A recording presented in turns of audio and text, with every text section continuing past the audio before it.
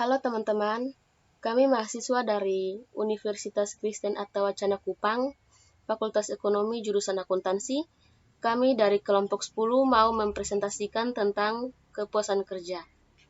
Presentasi ini kami menggunakan metode presentasi pecah-kuca. Yang pertama, definisi dan konsep. Kepuasan kerja pada dasarnya merupakan hal yang bersifat individual. Setiap individu memiliki tingkat kepuasan yang berbeda-beda sesuai dengan keinginan dan sistem nilai yang dianutnya. Secara empirik dapat dikatakan bahwa ada hubungan positif antara kepuasan kerja dengan produktivitas. Kepuasan kerja yang tinggi dapat membuat karyawan bekerja dengan lebih baik, yang pada akhirnya akan meningkatkan. Oleh karena itu, dalam presentasi kali ini, kami akan membahas lebih dalam mengenai kepuasan kerja. Hubungan kepuasan kerja dengan manajemen SDM. Jika dilihat dari pengertian kepuasan kerja adalah sikap emosional yang menyenangkan dan mencintai pekerjaannya. Sikap ini dicerminkan oleh moral kerja, kedisiplinan, dan presentasi kerja. Karyawan yang lebih suka menikmati kepuasan kerja dalam pekerjaan akan lebih mengutamakan pekerjaannya daripada balas jasa, walaupun balas jasa itu penting.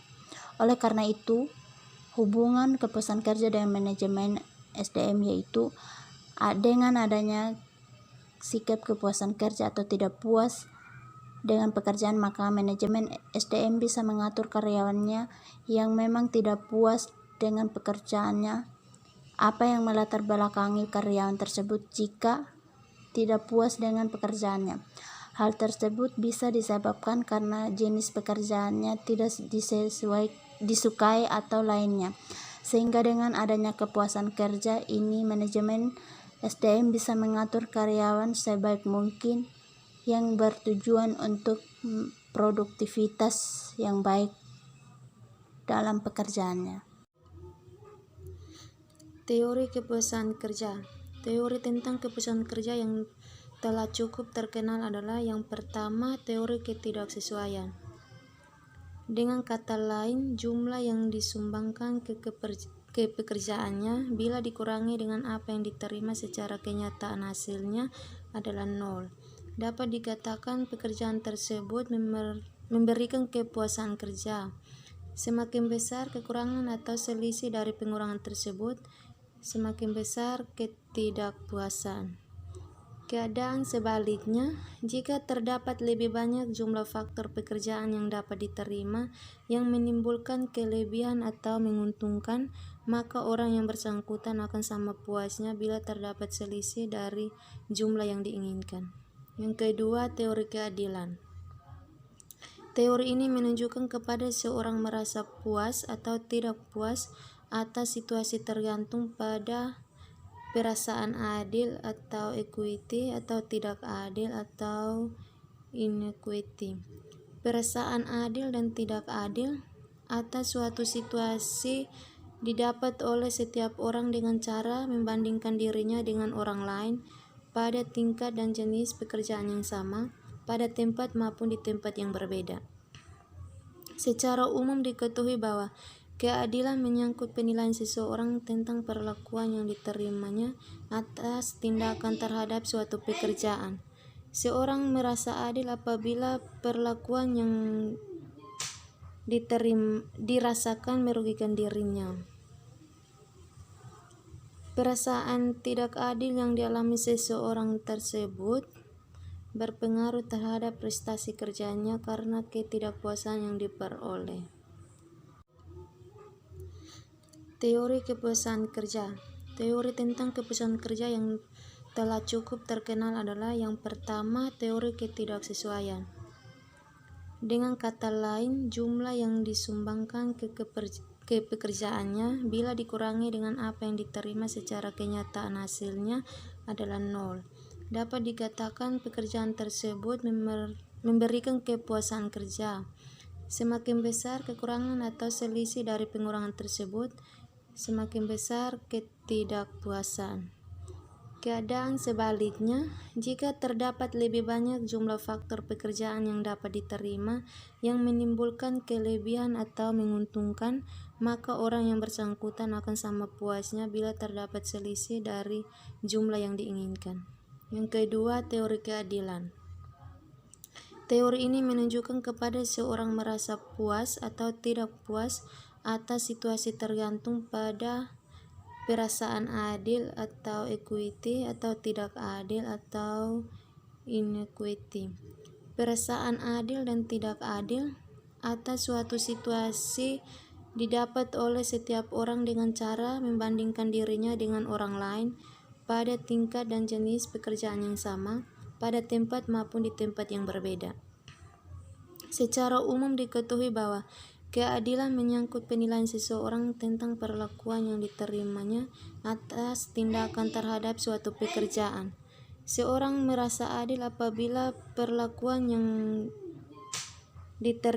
dirasakan merugikan dirinya. Perasaan tidak adil yang dialami seseorang tersebut berpengaruh terhadap prestasi kerjanya karena ketidakpuasan yang diperoleh.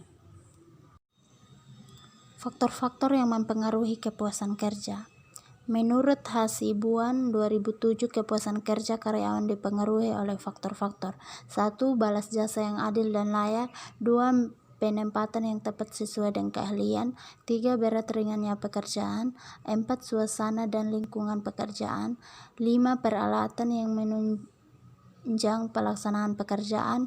6. Sikap pimpinan dalam kepemimpinannya. 7. Sikap pekerjaan monoton atau tidak. Kepuasan kerja karyawan banyak dipengaruhi oleh sikap pimpinan dalam kepemimpinan. Kepemimpinan partisipasi memberikan kepuasan kerja bagi karyawan, karena karyawan ikut aktif dalam memberikan pendapatannya untuk menentukan kebijaksanaan perusahaan. Kepemimpinan otoriter mengakibatkan ketidakpuasan kerja karyawan. Kepuasan kerja karyawan merupakan kunci pendorong moral kerja, kedisiplinan dan presentasi kerja karyawan dalam mendukung mewujudkan tujuan perusahaan. Menurut Kreitner dan Kenicki 2005, terdapat 5 faktor yang mempengaruhi timbulnya kepuasan kerja. 1. Pemenuhan kebutuhan mengajukan bahwa kepuasan ditentukan tingkatan karakteristik pekerjaan yang memungkinkan kesempatan pada individu untuk memenuhi kebutuhannya. 2. Perbedaan. Kepuasan ini merupakan suatu hasil memenuhi harapan. Pemenuhan harapan mencerminkan perbedaan antara apa yang diharapkan dan yang diperoleh individu dari pekerjaan. Apabila harapan lebih besar daripada apa yang diterima, orang akan tidak puas. Sebaliknya, diperkirakan individu akan puas apabila mereka menerima manfaat di atas harapan. 3. Pencapaian nilai. Gagasan adalah kepuasan hasil dari persepsi pekerjaan memberikan pemenuhan nilai kerja individual yang penting. 4. Keadilan. Model ini dimaksud bahwa kepuasan merupakan fungsi dari beberapa adil individu diperlakukan di tempat kerja. 5. Komponen genetik. Beberapa rekan kerja atau teman tanpa puas terhadap variasi lingkungan kerja, sedangkan lainnya kelihatan tidak puas. Model ini didasarkan pada keyakinan bahwa kepuasan kerja sebagian merupakan fungsi sifat pribadi dan faktor genetik. Model menyiratkan perbedaan individu hanya mempunyai arti penting untuk menjelaskan kepuasan kerja seperti hal karakteristik lingkungan pekerjaan. Yang berikut kepuasan kerja. Yang pertama, turnover rendah. Menjadi salah satu biaya tertinggi yang dikaitkan dengan Departemen Sumber Daya Manusia, tingkat turnover itu maksudnya tingkat gonta-gantinya karyawan. Terkadang mempertahankan karyawan ini membantu menciptakan lingkungan yang lebih baik dan membuat perusahaan lebih mudah untuk merekrut talenta yang berkualitas dan menghemat uang. Intinya, karyawan yang puas biasanya jauh lebih kecil kemungkinannya untuk berhenti. Yang kedua, produktivitas yang tinggi. Karyawan yang mempunyai kepuasan kerja yang tinggi ini cenderung untuk mencapai produktivitas yang lebih tinggi, terlepas dari apa jabatannya ataupun tingkat upahnya. Kalau dia puas, maka produktivitasnya misalnya malah tambah bagus. Yang ketiga, meningkatkan keuntungan. Kenapa? Karena menjaga kepuasan karyawan ini bisa jadi mendapatkan penjualan yang lebih tinggi, biaya yang lebih rendah. Akhirnya labanya lebih besar. Kenapa? Karena produktivitas tinggi, akhirnya berdampak pada penjualan yang lebih tinggi. Yang keempat, loyalitas. Ketika karyawan merasa puas dengan pekerjaannya, dengan sendirinya mereka akan mendukung visi dan misinya perusahaan dan bekerja keras untuk membantu mencapai tujuan atau visi dan misi perusahaan. Yang berikut, penyebab ketidakpuasan kerja. Penjelasannya yang pertama, tingkat kompensasi yang terlalu rendah. Jika seseorang karyawan yang berpikir bahwa mereka dibayar tidak sesuai dengan pekerjaan mereka, maka mereka menganggap diri mereka diberikan kompensasi yang terlalu rendah. Sehingga ketidakpuasan muncul. Dari sudut pandang perusahaan ini adalah masalah yang penting karena individu yang tidak merasa puas kompensasi yang diberikan. Yang kedua, pengembangan karir yang terbatas. Kalau seseorang karyawan tidak memiliki kesempatan mengembangkan karir, ini dapat menumbuhkan ketidakpuasan. Ini bisa berarti bahwa karyawan tersebut berpotensi untuk pergi ke perusahaan lain, yang bisa jadi memiliki pengembangan karir yang lebih besar. Yang ketiga, minat yang rendah. Terkadang kurangnya minat terhadap pekerjaan ini alasan lain mengapa karyawan tersebut tidak bahagia. Sebagian besar karyawan ini ingin melakukan tugas dan pekerjaan yang menarik dan menantang. Yang keempat, manajemen yang buruk.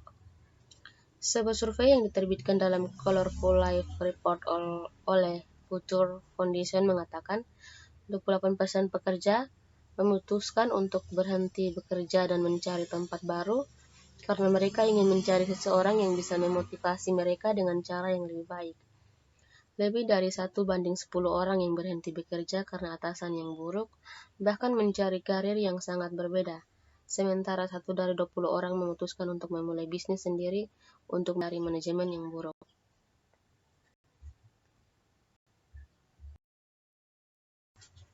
Yang berikut, korelasi atau hubungan kepuasan kerja. Hubungan antara kepuasan kerja dengan variabel lain dapat bersifat positif atau negatif. Kekuatan hubungan mempunyai rentang dari lemah sampai kuat. Beberapa korelasi kepuasan kerja sebagai berikut. Yang pertama, motivasi. Antara motivasi dan kepuasan kerja terdapat hubungan yang positif dan signifikan. Karena kepuasan dengan pengawasan atau supervisi juga mempunyai korelasi signifikan dengan motivasi. Atasan atau manajer disarankan mempertimbangkan bagaimana perilaku mereka mempengaruhi kepuasan pekerja, sehingga mereka secara potensial dapat meningkatkan motivasi pekerja melalui berbagai usaha untuk meningkatkan kepuasan kerja. Yang kedua, pelibatan kerja.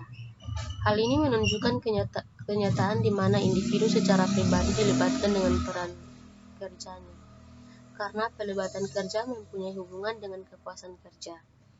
Dan peran atasan atau manajer perlu didorong memperkuat lingkungan kerja yang memuaskan untuk meningkatkan keterlibatan kerja pekerja.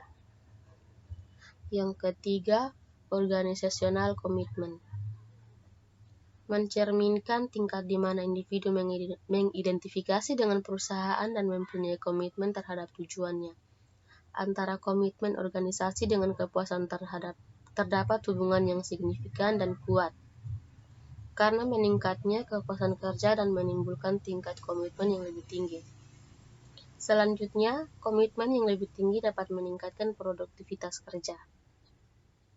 Yang keempat, ketidakhadiran.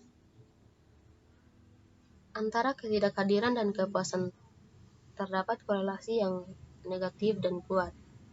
Dengan kata lain, apabila kepuasan meningkat, ketidakhadiran akan menurun. Yang kelima, perasaan stres. Antara perasaan stres dengan kepuasan kerja menunjukkan hubungan negatif di mana Dengan meningkatnya kepuasan kerja akan mengurangi dampak negatif stres. Yang keenam, prestasi kerja atau kinerja. Terdapat hubungan positif rendah antara kepuasan dan prestasi kerja. Dikatakan kepuasan kerja menyebabkan peningkatan kinerja sehingga pekerja yang puas akan lebih produktif. Di sisi lain, terjadi kepuasan kerja disebabkan oleh adanya kinerja atau prestasi kerja sehingga pekerja yang lebih produktif akan mendapatkan kepuasan.